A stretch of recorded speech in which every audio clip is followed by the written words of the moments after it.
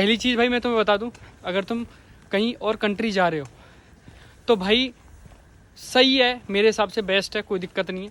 मैं जापान में हूँ, जापान का मुझे एक्सपीरियंस है भाई, मैं रहा हूँ 8-10 महीने से रह रहा हूँ, ठीक है।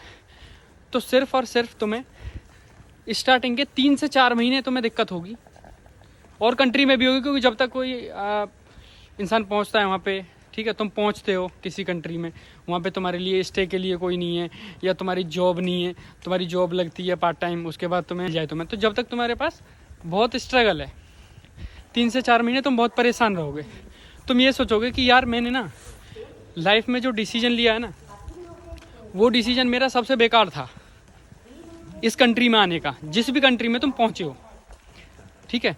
उसके बाद 4 से 5 महीने के बाद जो तुम्हें फील होना स्टार्ट होगा ना कि ये डिसीजन मेरा सही था, चीज़ें बहुत अच्छी होनी स्टार्ट हो जाएंगी, ठीक है, चीज़ें बहुत अच्छी होनी स्टार्ट हो जाएंगी भाई। सच में यार, इंडिया में भी सब कुछ है, मैं ये नहीं बोल रहा इंडिया में कुछ नहीं है, इंडिया में बहुत अच्छी पढ़ाई है, इंडिया में लोग ऐसे भी हैं कि अच्छा पैकेज ले रहे हैं, अच्छी पढ़ाई करके इंडिया में ही सेटल हो रहे हैं, इंडिया में अपने परिवार के साथ अच्छी पढ़ाई कर रहे हैं, अच्छी जॉब कर रहे हैं। उसके बाद अगर कोई बाहर आना चाहता है तो बाहर भी बहुत सारे ऑप्शंस हैं भाई। मुझे नहीं लगता कि मैं यहाँ से कर लूँगा मैं इंडिया से कर पाता, क्योंकि हर इंसान हर जगह के लिए नहीं बना है, सीधी सी बात है। तो मैं जो यहाँ कर पा रहा हूँ, जो चीज़ें मैं यहाँ सीख पा रहा हूँ, जो चीज़ें मैं यहाँ अच्छे से कर पा रहा हूँ, मुझे नहीं लगता था कि मैं इंडिया में इतनी जल्दी में ये चीज़ें कर पाता, मुझे नहीं लगता। तो भाई अगर तुम किसी कंट्री में जा रहे हो तो प्लीज़ उसकी रिसर्च करो अच्छे से। 4 से 5 महीने 6 महीने के लिए ये सोच लेना कि भाई तुम्हारी ज़िंदगी का सबसे कठिन टाइम यही है, उसमें भागना मत।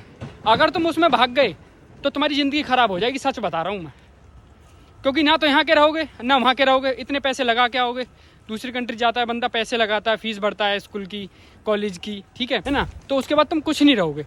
तो भाई बेस्ट ऑप्शन है, अगर तुम्हारे पास अपॉर्चुनिटी है आने की, किसी और कंट्री जाने की, तो भाई जाओ बिल्कुल। जो मेरे से हेल्प होगी मैं तुम्हारी हेल्प करूँगा। टोक्यो जापान में मैं रह रहा हूँ, अगर कोई टोक्यो जापान में आए, उससे रिलेटेड कोई तुम्हें क्वेरी हो, कोई इन्फॉर्मेशन चाहिए तुम्हें, तो भाई मैं बताऊँगा, मेरे पे DM करो, ठीक है, कोई दिक्कत नहीं है। और भाई लगे रहो, लाइफ में लगे रहो, वीडियो को लाइक, फॉलो, कमेंट, शेयर कर दीजिए, ठीक है।